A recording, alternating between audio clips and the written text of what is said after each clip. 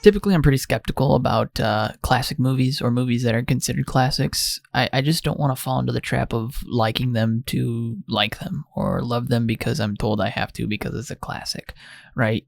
I mean, a couple of movies that come to mind are like Nosferatu. I was, didn't want to fall into the trap of just giving that an automatic, like, oh, this is a masterpiece because it's a fucking classic. Well, I get it. It's a classic, but bad, terrible movie. Okay, maybe not terrible. It's pretty terrible. I didn't like it. It's not for me. That's fine. 2001, that was a huge white whale, right? The Space Odyssey. It was supposed to be this fucking incredible experience, but when I watched it, I just bored. I didn't like it. Kubrick movies, a lot of his movies are not for me, and that's fine. It's my taste. But I will say, with Kubrick, I could see and feel his influence in movies today, and I hats off to what he's done. I mean, the people that he has made impressions on, the directors that I love that he's made impressions on, hats off, because thank you for that. I appreciate that, and I see that, and I recognize that. Just his movies in particular just aren't for me, and that's fine. Everyone has their own taste. All that mumbo jumbo bullshit being said, when I dove into this idea for my Texas Nightmare on Halloween featuring Jason, which is where I'm going to watch 42 of the classic slasher films, starting with the Texas Chainsaw Massacre. This is the big daddy, right? This is the one that started it all. And it being this 1974 film being a classic like it is, I feel like I went in with the same idea, right? It's not as huge of a film. For some it is. Don't get me wrong. For some it is, but I think it's not as huge as a film as like the Kubrick films out there, or the iconic directors out there, the Scorsese films out there, or the Tarantino films. But it made its stamp in history, and as I'm watching through all of these, I can feel their DNA in films of today, not just horror genre films, but in general, I can feel the DNA of these movies in there. And that's what I want to get out of this exercise. I want to feel like these have to serve a purpose, right? I mean, anybody who watches films knows that it all starts somewhere, right? And what's inspired it all, we want to know. We want to know where it all came from. And me personally, I always want to backtrack and make sure I get the proper, feel for where all this came from. So that's what my thought process is going into this. Is I love the horror genre, but I haven't watched a lot of slasher films. And the ones I have watched, I listen to reviews and read reviews, and they talk about, the lifeblood of the Texas Chainsaw Massacres or the Halloweens of the world, or the Friday the 13th of the world being in the DNA of these films, but I haven't experienced it personally. So that's what I want to do here. So all that being said, going into this classic film, I didn't want to love it just to love it. I didn't want to love it because I thought I had to. I wanted to experience it objectively and give my honest, thoughtful opinions on it. And I'm glad to say that when I did watch it, there was a moment when it ended that I sat there and I watched the credits roll and I thought, I get it. It was great. I really enjoyed my experience with it. It was a tight 83 minutes long. So honestly, it's super short, and it may feel long in some bits, and I'll get into that in some of my, not necessarily negative reviews of this, but just my thoughts in general. And then, of course, the good with the bad, take it however you want. I'll weigh them both and let you guys know what I thought my thoughts are on both sides of that. But anyway, we'll get into that, the negative sides, but I want to start off on the positives. And I think with the ones I've watched, because I've watched 4 of them now, I'm going to start with this first one here. But what I think this series has going for it is some killer scripts. And I think that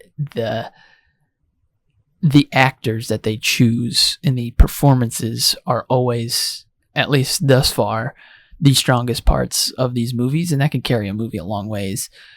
But also, I guess what I'm trying to say is there's not really a whole lot of like magic filmmaking, like cool angles and shit happening, right?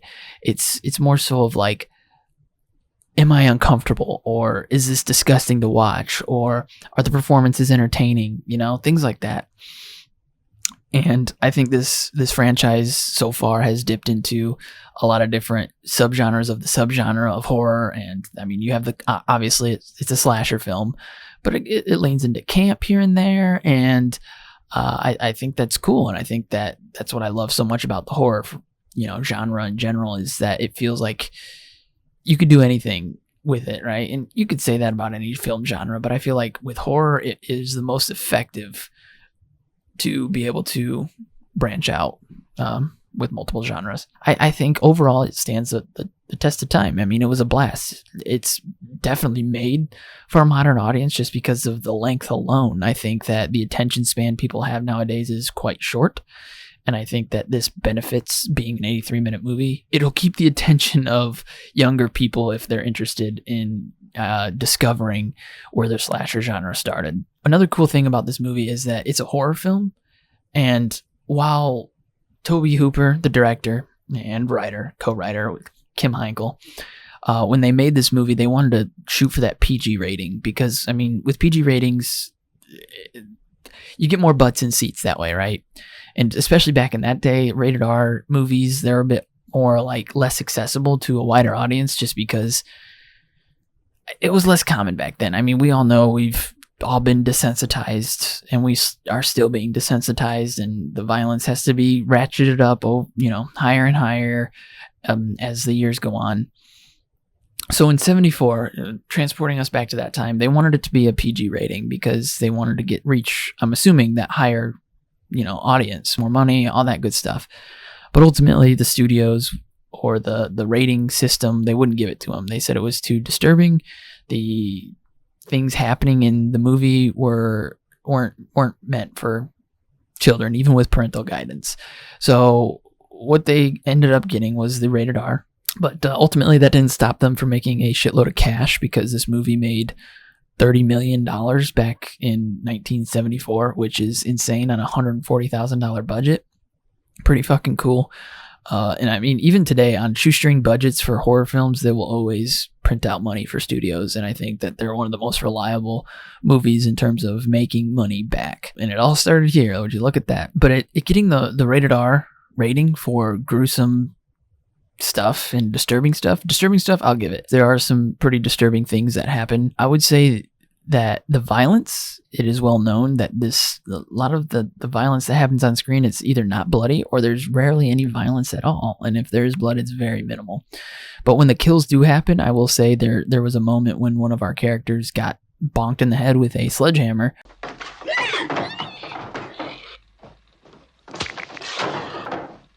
And he's flopping around on the ground, and I was convinced that he was probably actually dead. And I was, like, oh, did they actually kill this guy for this movie? If so, that's some dedication. But I know ultimately they didn't do that. But the idea is that the acting is great in this movie, and even when the violence and deaths are happening, it's minimal, but it's believable, which. Great. Testament to the movie. Testament to the filmmakers of this movie. Another standout sequence in this movie, the iconic chase through the woods.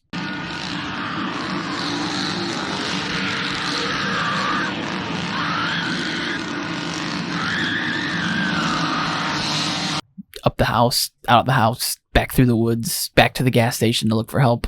Ultimately, the gas station's a trap. She gets brought back, and we get to the dinner sequence. I'll split these two sequences up, and I'll say that the chase sequence was one of my only, I get it. I see what it's doing and what it has done for the genre. But for me, it's just a little long. And I think that's one of going to be a consistent complaint through some of these movies, is that when they are chasing somebody with a chainsaw and there's just a lot of screaming going on, for me, sometimes it can run a bit long, and I feel it. And even with an 83-minute runtime, for 10 minutes of the 83 minutes being screaming and chainsaw noises, I could do with just a little shorter. Honestly, that's really my only complaint so far with this movie. So otherwise, keep doing what you're doing. I'm loving it. So now we get to the dinner sequence. We were just having fun. You think this is a party? And this is honestly what really enhanced this movie for me, because you have the poster villain of this movie, and it is Leatherface, right? He has the chainsaw, he has the creepy mask, which happens to be a face of a person that he's cut off, and he's the one who people want to be for Halloween, right? He's the poster big bad of this franchise. And honestly, the big bads of this franchise isn't even Leatherface, especially in this movie. When you see him killing somebody or acting out, it seems like he's doing it out of fear and out of just instinct, right? He has this animalistic instinct because he's not all there. So it feels like he's just acting on impulse, and he's just doing it to protect himself, to protect his, I guess, home, his den. You know, it's like if you disturb a bear while it's hibernating, it's going to kill you, right? And that's kind of what this is, right? He's like a cornered animal, and he does what he can to survive in these situations when somebody comes and tries to, I guess, scare him or invade his home. And that's what it feels like. It feels like he's just acting on impulse, and he is more scared than the people that he's killing. But he doesn't know that, and it doesn't register that, you know, it's bad necessarily. It's just his animal instinct. He wasn't taught any better, and you find all this out ultimately when the dinner sequence happens, because you find out that the gas station owner is, honestly, I don't know the relation. I'm just going to say it's his uncle.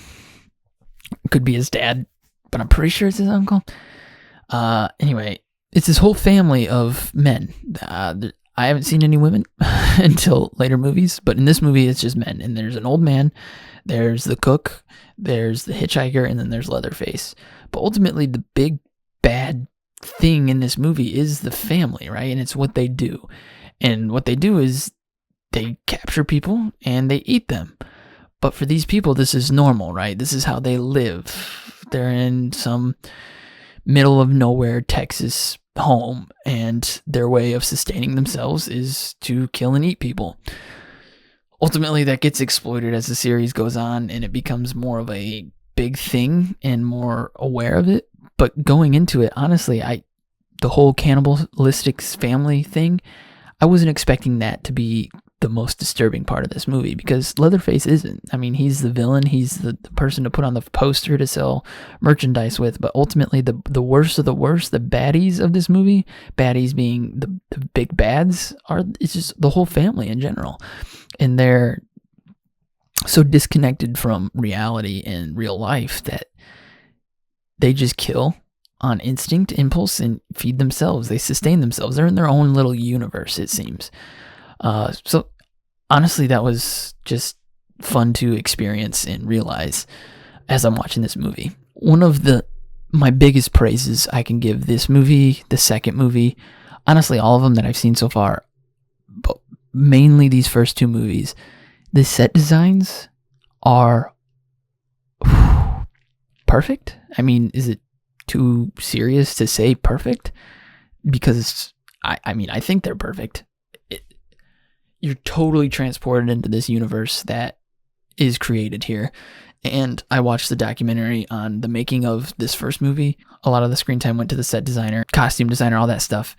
And what he spoke about and the dedication and time he put into making the set and the costumes for this movie, it was kind of crazy. And it made me love it even more. So yeah, that was just amazing. One of the stories in particular is this movie opens up with an armadillo that's on the side of the road, and it's roadkill, right? And you're like, oh, well, they just found an armadillo dead on the road, and they saw an opportunity and they took it. But no, ultimately they just wanted that sequence of roadkill to be in the movie. So at first they made a prosthetic armadillo, and the set designer didn't like how it looked. He said it looked fake. So what he did is he found a real dead armadillo, scraped it off the road, brought it home, taught himself taxidermy, stuffed the armadillo, and then ran it over to look like real roadkill and made a real armadillo roadkill. So it's just the dedication that goes into practical effects in this movie and in the next movie that is mind-blowing. And again, not to keep saying it, but it makes it stand the test of time. I mean, green screen is always getting better, right? Practical effects will always be practical, and they'll always be real. So on screen, they're always going to look good, and they're always going to be impressive no matter what time it is. It's just how well they are crafted. And I think these are very well crafted sets, very well crafted props everywhere. It's great. The Hell House, and then in the second one, the Hell Maze that happens and that is created it's mind blowing that it looks that good even now. So hats off to the set designers. I think that it is great. It's good stuff. So yeah, overall, ultimately, the first Texas Chainsaw Massacre, we're starting off on a very high. Yeah, it'll be put in the bag for movies I'll be able to rewatch in the future. Let's dive into Texas Chainsaw 2.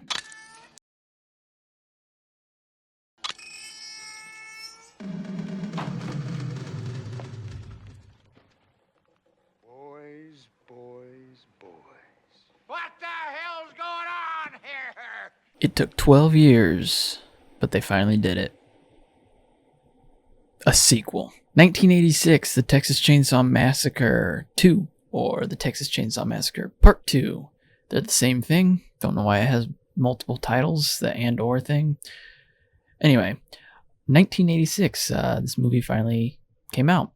It wasn't until after the re-release of the first one that they realized this might actually be a financial goldmine. So let's start ripping these out. Come on now. And that's exactly what they did. After a little bit of time, they finally came out with it, with director Tobe Hooper coming back, but this time he's coming back with a vengeance.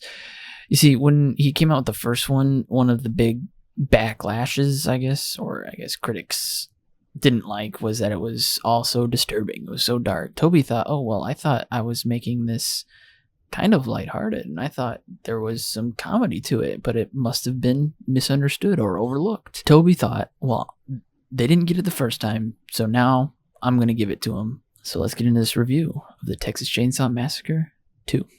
The only way I can describe the Texas Chainsaw Massacre 2 is a fever dream.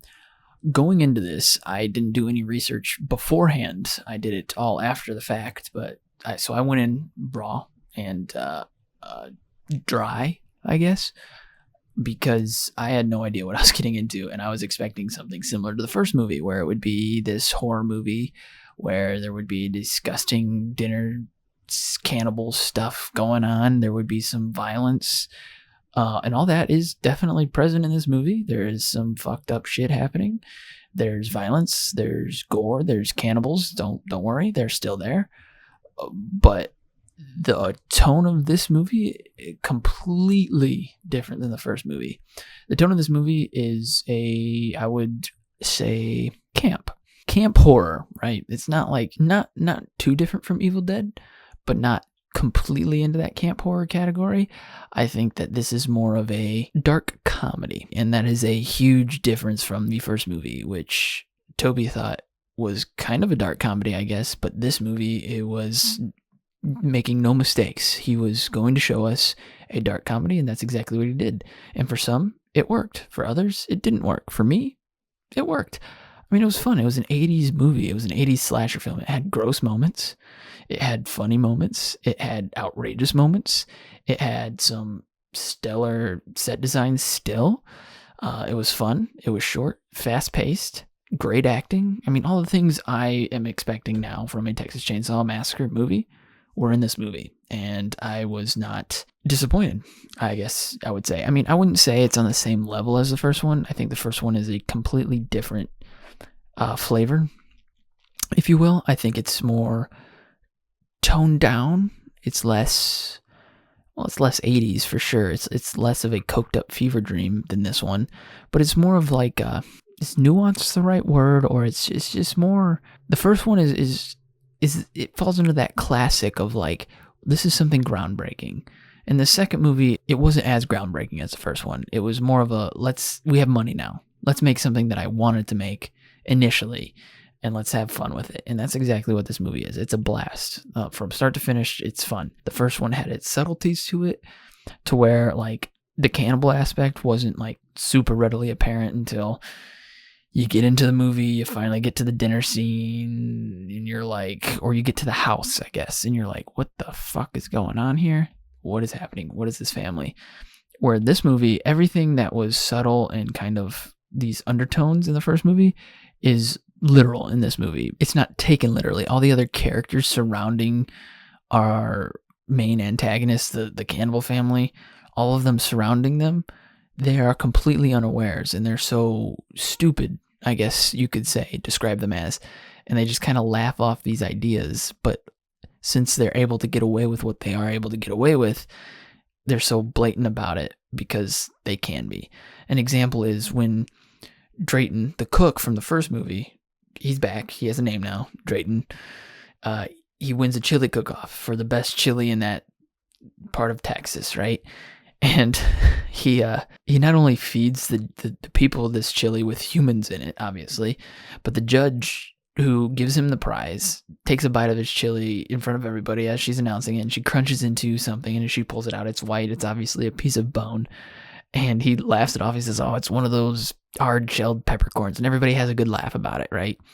And it's completely forgotten, not questioned. Like, oh, yeah, completely. Even though, I don't know, I don't think they're using multicolored peppercorns in his chili. I don't think he's that sophisticated.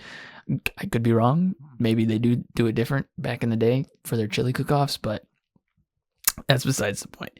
The point is that it is so blatant in this one, and it's played off as a joke, whereas the first one is more of like, this is gross. It's gross in this one, but it's more lighthearted, if you will. And the woman then asks him, after she bites the human bone, she then asks him, like, what's the secret? And he says, it's no secret. Literally says, no secret. It's in the meat. Don't skimp on the meat. No secret, it's the meat. Don't skimp on the meat. He's got a great eye for meat. It runs in the family. So it's just basically like taking his dick out, slapping it on the table and saying, here it is, guys. So in that respect, the movie tells you what it's going to be, right? And you could even say the opening sequence is so hammy and over the top that you kind of get an idea what you're getting into. And it's going to be completely different than the first movie, but I think this solidifies it. Another difference with this movie is that instead of a group of teens, like your typical formula that the first one sets the tone for and carries on to different slasher movies, instead of a group of teens that slowly die off throughout the movie by making stupid decisions, we have Lefty and we have Stretch. Stretch is this woman that we're introduced to in the very beginning, and then she introduces herself to Lefty. We find out before she meets him, we know that Lefty was related to Sally and Franklin from the first movie. That's kind of how they tie it in together, I guess, as a sequel. Besides, Leatherface and his family, they kind of want to, I guess, tie in Sally's character and Franklin's character, blah, blah, blah. So Lefty is an uncle of theirs, and he's wanting to seek revenge on this chainsaw killer because Sally is just called crazy because no one exists in this town that she describes, in this house that she describes. So she's just written off as a crazy person, and Lefty wants to clear up her name and take down these people that did this horrible thing to her and Franklin. So that's how we're introduced to Lefty. Stretch then introduces herself to Lefty, and together they try to make a difference in the world and take out this family. And I think one of the positive things of this movie one of my favorite things comes of this, right? So you have Lefty's character, played by Dennis Hopper. Outstanding performance. Again, all the things I want from a Texas Chainsaw Massacre movie is happening in this movie, and that is performances, a fun story, a tight runtime, kills are happening. There's a lot more blood and violence in this one.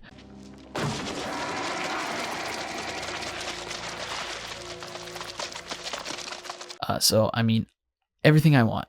Dennis Hopper delivers on the performance. Stretch's character, she's not as strong as Dennis Hopper, but I don't think she's as in tuned with herself as Dennis Hopper is. I mean, he's of this age now where he's just kind of like, he seems like he's in fuck it mode, and he's going to do whatever the fuck he wants, and that's what he does in this movie. There's a sequence where he shops for chainsaws, and he ends up with dual-wield chainsaws, small ones and a large one.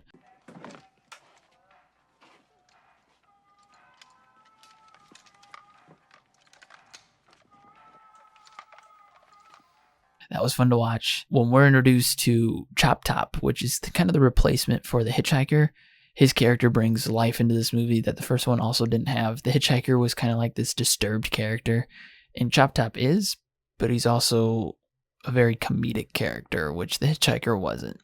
So I think that brings a new life into this movie. And I think Drayton's character is more than just a shell of a human being, where he's like just a gas station attendant, then turns into, part of this family, cannibal family, where he's just the cook. In this one, he has some great one-liners. His performance is also pretty amazing. Again, all the performances are top-notch in this. I'm the Lord of the Harvest. Who's that? Some new health food bunch? Hats off. In the first movie, we have the dinner sequence from hell. In this movie, there's obviously a dinner sequence. It's kind of a staple in this franchise. But this set design is off the charts. The first movie, I thought the set design was crazy good. This movie, it is even better. Stretch, she makes her way to the new house of these people. The reason they weren't found from the first one, and why Sally was considered crazy, was because their actual lair is underground in what we can only assume one of the layers of hell, I guess.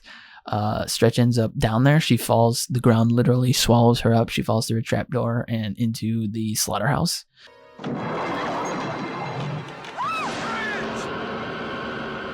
Soon to follow is Lefty, but Lefty goes in with more of a angel of vengeance type personality. He has both his chainsaws and he just starts hacking away at the walls, the beams holding the house together, the tunnels together. And he's set on revenge, full-blown revenge. He's not coming out of this alive. He's got one goal and one goal only, and that is to kill the people who wronged his family.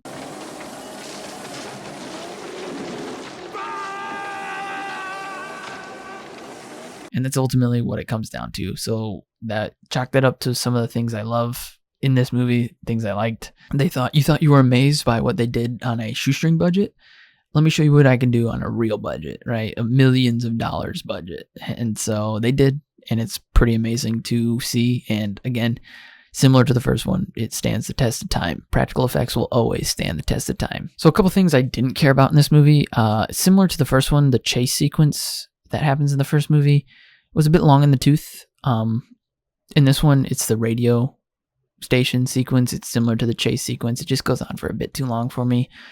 A lot of screaming, a lot of chainsaw stuff. The only thing that kind of benefits from the sequence is we find a new dynamic, a new, I guess, trait of Leatherface, and that is he is horny. So I guess that's fun.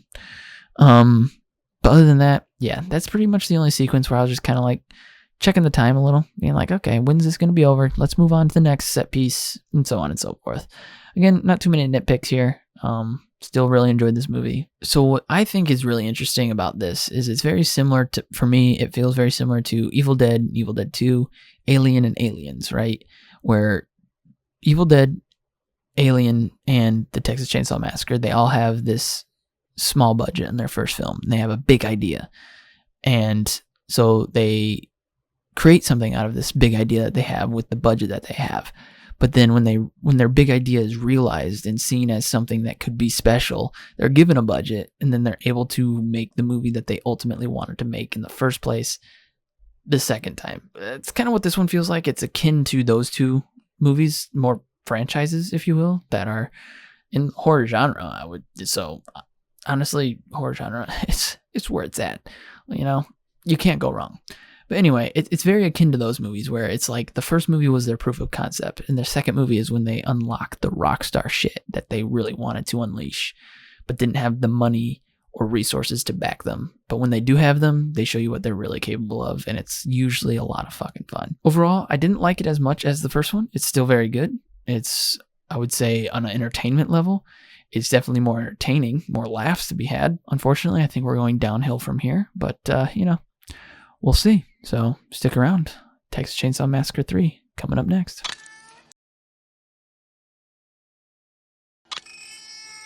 I know franchises and series, they have their peaks and valleys. I have a feeling that as this goes on, it's going to be one great big valley. And, I could be wrong. There might be a peak here and there, all right? And it just may be me just, predetermined thought of, the stigma, right? The stigma of this franchise just being shit as it goes on, because I look at ratings. I won't lie. I might spoil shit. My for myself by doing that, but I look at ratings. Guilty as charged. Take me in, lock me up. People who don't look at ratings and they're obsessed with movies, questionable. I feel like that's just a standard thing to do. You pop on every sort of movie app or website and you're like, oh, what does the public think of this? What do critics think of this, right? I mean, that's how you get your first taste of all this. That's why there's festivals. That's why, anyway, I digress. I'm just, I guess, vamping because I'm not going to have a whole lot to say about this movie, especially a whole lot that I like about this movie. I will have just complaints and minor details that I just didn't like. So I think I'm just vamping now to kind of cover a short, span of time. Fuck it. Let's just get into it, right? So the Texas Chainsaw Massacre 3. No, that's not what it's called. In fact, this franchise is in the facelift phase of this. I mean, the rights were bought by a big studio now. So Tobe Hooper's hands are off. I mean, I think he still is probably perhaps a producing credit and a writer's credit. Obviously, he's got the characters that he's designed. So he's going to have those credits. But overall, new studio, new rules, baby. This ain't no indie film anymore. This is where the deep pockets come in. And people with deep pockets tend to like to keep their pockets deep and full. So they're going to try not to fuck up. And they're going to try the best way possible to make more money. So the best way possible to market things.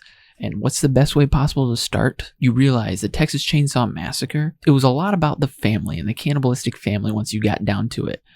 But that's not what people came to see. They came to see Leatherface, right? They didn't come to see Drayton. They didn't come to see Chop Top. They didn't come to see old Grandpa wheeled around in a wheelchair. They didn't come to see Lefty axe all these people off and have, some simple human being playing Leatherface in the background, chainsawing people, they want him to be the center stage because that's how you market a fucking movie. That's how you sell merchandise. That's how you get people in chairs and scared, right? You give them something to be scared of. It's a lot easier to single out a person. It's a lot easier to sell Halloween costumes. It's a lot easier to sell posters. It's just a lot easier to market when you have one central figure. Now, I could be completely off the mark here, but that is my thought process here. So right off the jump here, in 1990, this was only a short 4 years. I had to do quick math there. 4 years after the last one, the last installment, wasn't as financially successful as the first one. But that was because it was a complete tone shift, all that good stuff. So now that the big studio bought it, they're thinking, how do we make up for not making $30 million on the last film and only making our money back and then some, right? So their thought is, well, why don't we market the villain, right? And that's exactly what they did. That is why this one is titled Leatherface, the Texas Chainsaw Massacre 3. Why not just name it the Texas Chainsaw Massacre 3, you ask? Well, because Leatherface is the villain and people need to know that, right? People aren't smart, right? They don't come to see the Texas Chainsaw Massacre. They come to see Leatherface. And the last time Leatherface was on screen, he was a hornball and he did some goofy shit all the time, waving and jiggling. But that's because it was a dark comedy. But that's not what people want. People want fucking insane chainsaw-wielding man who kills people. That's all they fucking want. And that's pretty much what this movie's going to deliver. This is written by Kim Heinkel, Tobe Hooper, and then, here we go, this is where the third party comes in, David J. Shaw. No longer directed by Tobe Hooper, this is directed by Jeff Burr. Oh, God. I don't even know where to begin with this movie.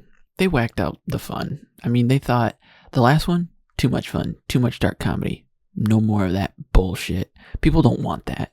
They want to go see a horror movie. They want to go see blood. They want to go see people in terror, right? Which was in the second one, right? It was in the first one. It's just the second one was more self-aware and just it's being tongue-in-cheek with its horror, balancing with the comedy aspect. And this one just went full serious mode right off the bat. And to help remind you that we're watching a Texas Chainsaw Massacre movie, the opening sequence includes a dead armadillo.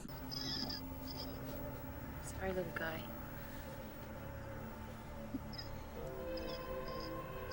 Not dead yet. It was hit by our main protagonist lady.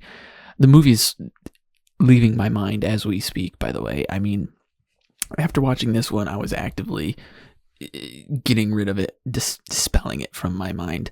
And then not just because I wanted to. It's like when you get a splinter and, you know, the old phrase or whatever, it'll work its way out.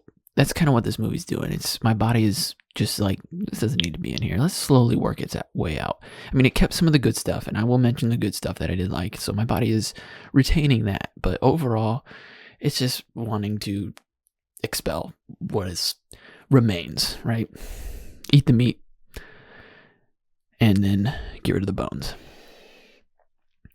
So yeah, I guess my main complaint with this one is just that it's not having fun anymore. And I'm not saying we have to be like the second one where it's just a full-blown dark comedy. I'm just asking for a little bit of less self-serious, right? It's to a point in this movie where it wants you to take it as serious as the characters are taking it. And it's not letting you in on the joke of it all, which is this is a cannibalistic family that sells food to people. It's kind of like a play on a rural town with a home that only has 4 men, but not in this movie. Nope, this is where we introduce a little girl. We introduce a mother figure, if you will. She's got a trach. I don't know. Sure. It's just more of like trying to be scary, and it loses all effect of being scary, if that even makes any sense. It knows what it has now. So the studio has it, and they're trying to dumb it down for us, I guess is what it boils down to. The studio has got its grubby little fingers on it, and now it's boiling it down to the bare minimum, and that is, we want a Texas Chainsaw Massacre movie. We want Leatherface to be in your face, and we want the people in the movie to be scared, but acting so scared that it's almost unbelievable, and it's to a point to where it's kind of cringy. It's just, it left a bad taste in my mouth overall. Didn't care for it. It was a short movie. It's as short as the rest of them, you know, between that 80 and 90 minute mark, but it feels like the longest one that I've watched, even though it's not the longest one. I'm pretty sure the first one still takes the cake on the longest. Actually, the second one might take. It doesn't matter. I could do the research, but I don't want to take the time, like I said, expelling. But yeah, it feels the longest because of how serious it's taking itself. And it's hitting all the tropes of the movie, of the franchise, you know, the gas station, don't go there, turn back now, or so on and so forth.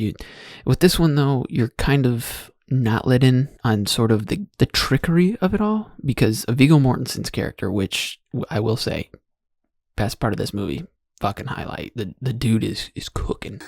You know you're late. They just get dumber. There always seems to be one character in these movies that is just fucking chewing everything up that they're in, making the most out of this shit sandwich, right? And that's what Viggo's doing in this. Hats off to that, because if it weren't for some of his one-liners that he says in his performance, I don't think there would be any life or anything redeemable about this movie. In the same vein as the self-serious, and the movie is taking itself so seriously that it becomes cringe, is that our protagonist is a woman, like the rest of them, but she's with her boyfriend, and they're kind of like, it seems like they're on the rocks, you know, it's here, there, their relationship seems a lot of tension. They're doing a cross-country trip, just settling down for whatever season this fucking is. That whole aspect of it all, of them just giving you this conflict right off the bat between the two characters, it just makes it to where it's like, this is going to be unfun to begin with. I mean, I don't have anybody to really like here. They don't give me a reason to like them. It eventually introduces a third character who, I guess, he hunts in these woods all the times, or he plays with his buddies, plays army with his buddies or some shit, but he's never noticed this creepy ass family, even though these are the same parts that he's always fucking... Anyway,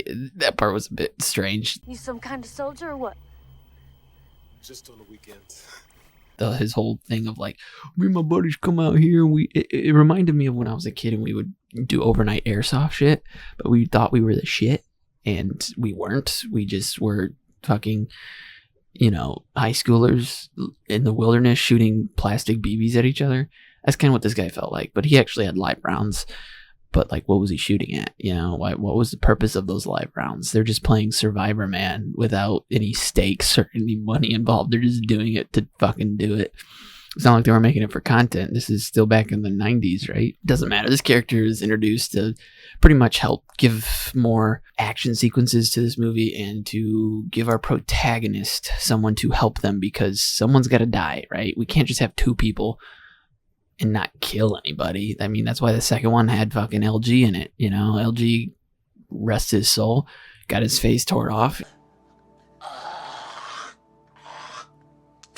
I mean, in the end, love was professed before he got his last breath out, but by golly, they needed to kill somebody, and LG just so happened to be the only one who wasn't a main character, right? I keep referencing back because those are just much more interesting movies. You know, I said my only complaint a couple times, but really, just the overall complaint is I'm not asking for a self-serious slasher film. I'm looking for fun in these, and that's what's good about this subgenre of horror, is that it can have fun. It has that room to just loosen its belt a little and just kind of like throw out these one-liners, and it shows a little bit when Vigo's character is coming in, because there's a line where it's him and Army Man, right? And they're having a conversation, and Army Man's like, why don't you just leave us the fuck alone? And Vigo says, well, we're hungry. He says, have you ever heard of pizza? And he says, I don't like pizza, I like liver or whatever. And it's just, it was funny. It made me laugh. What is wrong with you? Why don't you leave us alone? You're hungry. You ever heard of pizza? Like, when he says, why don't you leave us alone? And his response is, we're hungry. I needed more of that in this movie. I needed that energy. And that kind of felt like, oh, we're coming back to what this is all about. You know, we're coming back to the slasher film where it's fun, it's interesting, it's lively. This just had no life. It was dead from start to fucking finish, and it just was miserable to get through.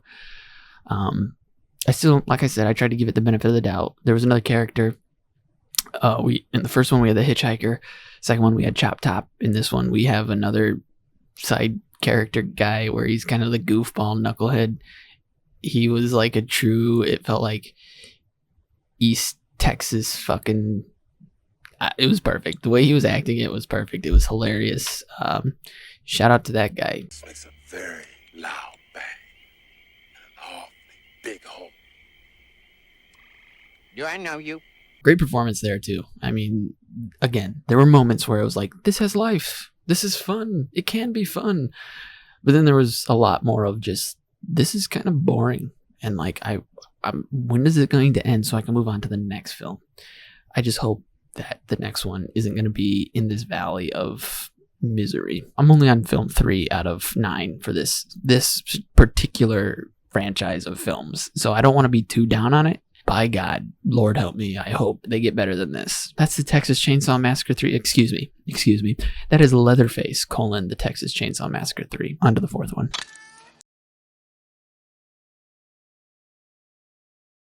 If you thought the last title was a bit silly, putting Leatherface, the Texas Chainsaw Massacre, get a load of this one. 1994. Another 4 years between movies. We're back, baby. Oh, we are back, and we are on the cusp of Y2K, right? We're on the cusp of the next generation. Oh, what's that? A little sneak peek? A little teaser? Well, here's the title. 2 titles for you here. First, it was called The Return of the Texas Chainsaw Massacre, but then it was re-released as Texas Chainsaw Massacre, The Next Generation. And honestly, I don't give a fuck about the titles so much, even though I seem to be making a big deal about it. It's just funny. Like, why not just put the Texas Chainsaw Massacre 1, 2, 3, and 4, you know, and call it good. I mean, you have a 4-movie stretch here.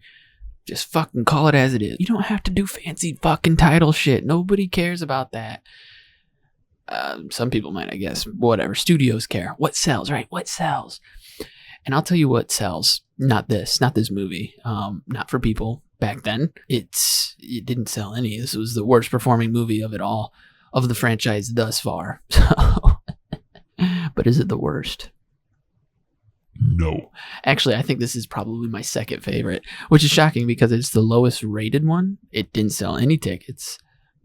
But this was my favorite, besides the first one, because I remember the first one was just kind of like a new experience for me, and I was happy to be experiencing a classic and actually truly appreciating it for being a classic and objectively coming to that conclusion myself. This one, I'm not trying to be edgy. I think that this is the second best in terms of originality and I guess fun. So let's get into it. So this one is written by Kim Heinkel and Toby Hooper. Solo writing credits, so maybe that's why it feels so like honed in and super aware of what it's trying to be, and it has a huge grasp or a good grasp on what it wants to be. It's not chaotic. There's not too many cooks in the kitchen. I believe this was his directorial debut. It might be his only one. I could be wrong on that. I could be doing the research. I'm just not doing it. Overall, I understand why a lot of people didn't receive this well. I understand why critics didn't like this. This is a chaotic movie, and right off the gates, it is off-putting with the way the actors are delivering lines. But going into it and then feeling the vibe out, right? You get the first few lines and you're like, this delivery is weird. But then as it progresses, you're like, oh, wait, this is on purpose. And it kind of clues you in, especially when they get to the house. It's similar to the first one where two people go to the house first, right, to ask for assistance because their car broke down, blah, blah, blah. Anyway, they go to a house and this couple goes up to the door and they're the couple that the girl and the guy, they're together, but she says like obvious things and he says things to like kind of throw her off base or just confuse her because she's playing a dumb person. Maybe they're out back. Go check. Hey, I have an idea. Why don't I go check? Bitch. When we watch a movie like this and we're not expecting it to be, satirical or self-aware, we're not going to be ready for it. And I think at this time when this movie was made, that people weren't ready for that. Right off the gates, they're driving away from prom. The girl sees her boyfriend kissing another girl, and then they get into a car, and in the backseat we have Rachel Zegler and her boyfriend. I'm pretty sure it's her boyfriend. They're getting high, but they're in the car and they're driving off, and he's calming her down. And anyway, he explains the fact that he cheats on her because his dad's a doctor. His dad changes professions a couple times in this, but his dad's a doctor, and men need to release their sexual tension because otherwise their prostate will get too big and it'll pretty much explode, and it could be a life-threatening thing. I guess that's why you were feeling her up. Look, guys need sex, okay? It's bad for you to get all worked up and then not get it. You can get prostate cancer. Is that what you want? And it was at that point where I was like, oh, so this is what we're doing. This is just going to be a comedy. So it kind of harkens back to the second film where it's just straight up a dark comedy. This one's less dark. It gets there at times, but I would say it's less dark and it's more of like, not necessarily slapstick, but it's straight up a comedy all the way through. It was a blast. I think this one, in line with the first one, also is the violence is very minimal in this movie, and the crazy is all there though. So like it really leans into the fact that this family is crazy. If I had to sum this up, I would say this movie was ahead of its time. And if it was released nowadays, I don't think it would have been regarded super highly. I think it would be higher than it was received back then. I think critics would appreciate it more. So I would say, in a way, this movie kind of pioneered another sort of subgenre or idea for future films there's a film in particular that comes to mind when watching this movie. I was like, oh, I get it. I see it. I see the influence here, right? If I had to sum it up, I would say it is ahead of its time. I didn't really come to that conclusion until the very end of the movie. It wasn't the very, very end, but it was like the last 20-minute stretch where something completely out of left field happens, and I'm like, oh shit, this is why everything's so over the top. This is why everything's so crazy. It all makes sense, and it works. It's cool because it's like breaking the fourth wall without turning to the audience and winking. And I thought that it was smart, well executed, and kind of a blast. So before we get there, I want to say standout things. Rachel Zegler, this is one of her first movies. This was the beginning of Matthew McConaughey's career. I think they are killing it. I mean, Matthew McConaughey is fucking bananas in this movie. He's going bonkers, batshit, and he is selling it.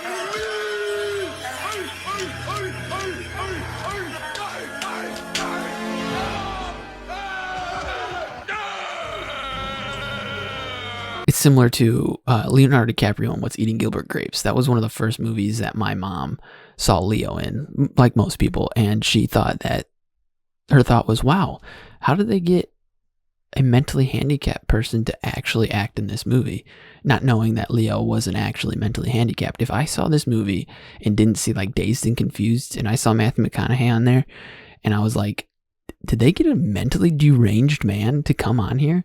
Granted, he could have been on a shitload of drugs and really like being, method acting in this. But if it is, thank you, because without that performance, I don't think this movie would have worked as well with the big turnout that happens in the end. And I think Rachel Zegler I'm saying Rachel Zegler. Fuck. You're going to have to bleep out every time I said Rachel Zegler and put in like a robot voice. It is fucking Zellweger. Fuck, not Zegler. Oh, fuck. Anyway, so Zellweger is playing off Matthew McConaughey's character, but she's so toned down. Her character's so toned down that it balances well with Matthew McConaughey's crazy and everything that's happening crazy. There's a moment. So every one of these movies has a fucking dinner sequence where they're chopping people up and eating them, or torturing a young woman right before dinner, serving her food, and then planning to eat her, kill her, and then eat her, right?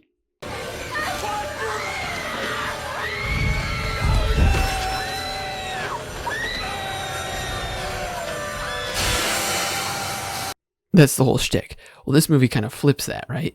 So if you remember me mentioning in the last movie when, after he asks him, like, why don't they leave him alone? And Vigo says, we're hungry. And he says, why haven't you ordered pizza?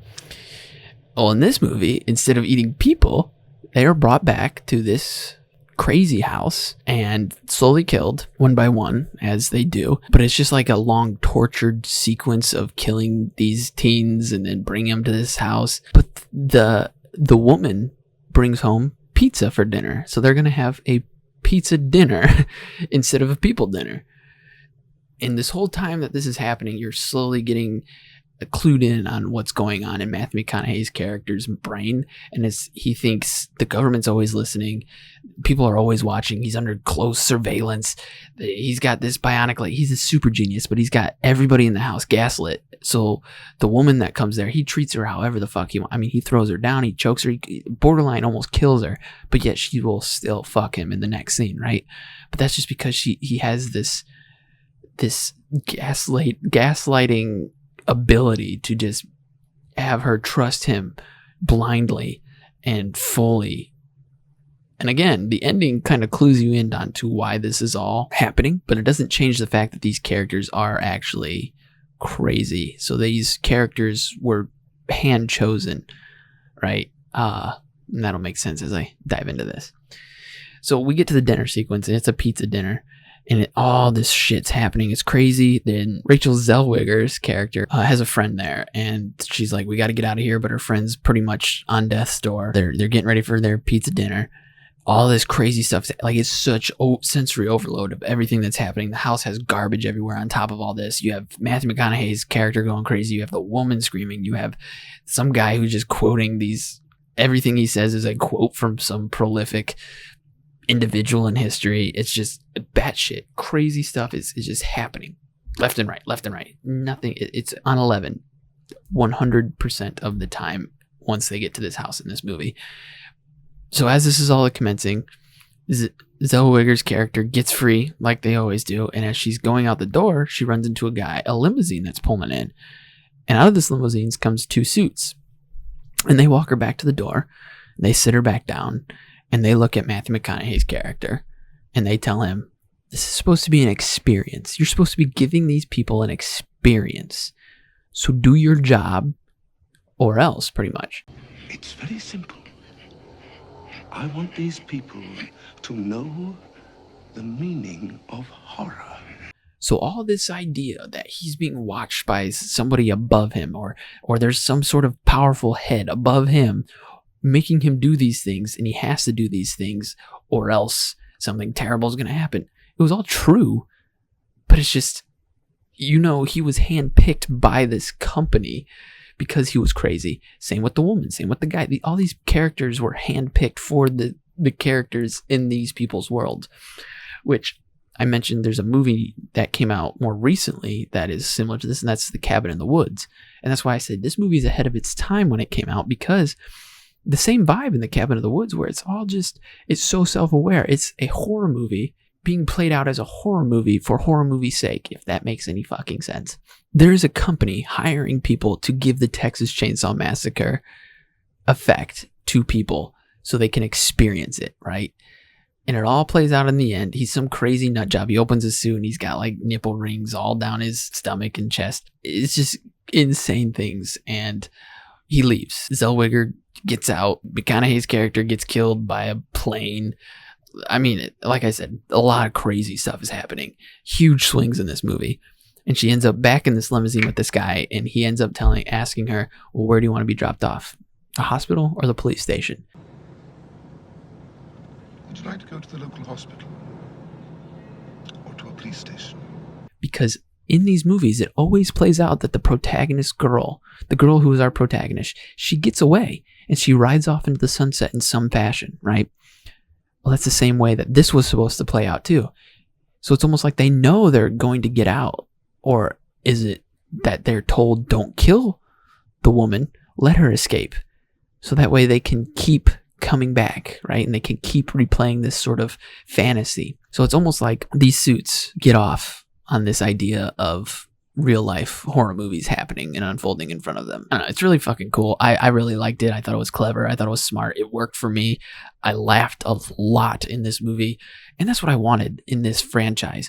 In the slasher franchise, I think it's a sin not to have some sort of just levity to it. You know, make it fun. We all know they aren't going to be like groundbreaking shit, even though the first one was groundbreaking, but that's because it set the tone for what these movies are going to be going forward. They're not super self-serious. They're fun. I mean, there's ridiculous things happening, but played off in a horror sense. So it's a lot of fun, and I really liked it. I would say so far, if I had to rank these, I would go Texas Chainsaw Massacre, the first one, 1974, then this one, what is this, the Next Generation, then I would go Texas Chainsaw Massacre 2, then Texas Chainsaw Massacre 3. Overall, at the end of all this, I will say that I will rank them, put them in a list for you guys just to give you my taste. So 1 through 9 when it's all said and done. So yeah, we'll see if this one stays up there and see if there's any more that beats it, or if we just sink back into a valley and stay there. I was blindsided by this one, I will say. So hats off to the creators, because you surprised me. This was a lot of fun. I really enjoyed this movie. And now that we've watched the first 4 and we are heading into what seems to be just reboot and remake hell on the next ones, it seems like they're just going, instead of making consecutive ones or adding on to the story, there just seems to be wanting to reboot the franchise moving forward. And that's fine. I mean, it's inevitable. They have to start over in some fashion, right? We're actually moving into the next generation, however you want to look at it. So we'll see how those pan out. Overall, I would say that what I've taken away from this is that the DNA of these movies is in movies of today. And without these movies, I don't think the ideas or the inspiration would be there. One huge example, like I said, Cabin in the Woods is one where it takes the DNA of this movie and just kind of takes it and excels with it. It makes it better. Cabin in the Woods is a better movie. It's better. It's more thought out. It's more well structured. It's less chaotic. But I can't help but think that they saw this movie and they were like, why don't we just do that on a bigger, better scale, a more contained scale? So also one thing I've taken away with this, in the vein of being in the DNA being out there and in the wild and being absorbed by other movies of today and TV series, is without the set designer and the vibe and the whole setup of what the first movie and the second movie did with like the bone trinkets, the bone charms, the bone furniture, and the houses of just shit piled fucking sky high. I don't think we would have such a great set in True Detective without the inspiration from these sets. And granted, I could be completely off the mark, but seeing those bone trinkets and stuff from the first movie, and then seeing that way the house has the like voodoo shit in it, that's all over the first season of True Detective. I mean, it's in the DNA there. So we're outside of movies now, and we're in TV. And then the second one, the maze of hell underneath the ground, that's like the last couple episodes of True Detective season 1, right? They meet the Yellow King or whatever he is, And there's this maze that Matthew McConaughey's character, just so happened to be Matthew McConaughey, and Woody Harrelson's character has to go through to get to the big bad, right? And face off with the big bad. I'm watching these and I'm hearkening back to when I was watching True Detective, and I'm like, is this, like, did they take inspiration from these movies? I can't help but think that they maybe did. And for me, that elevates these movies, right? It's like anything is inspiring. Movies are inspiring to other creators, right?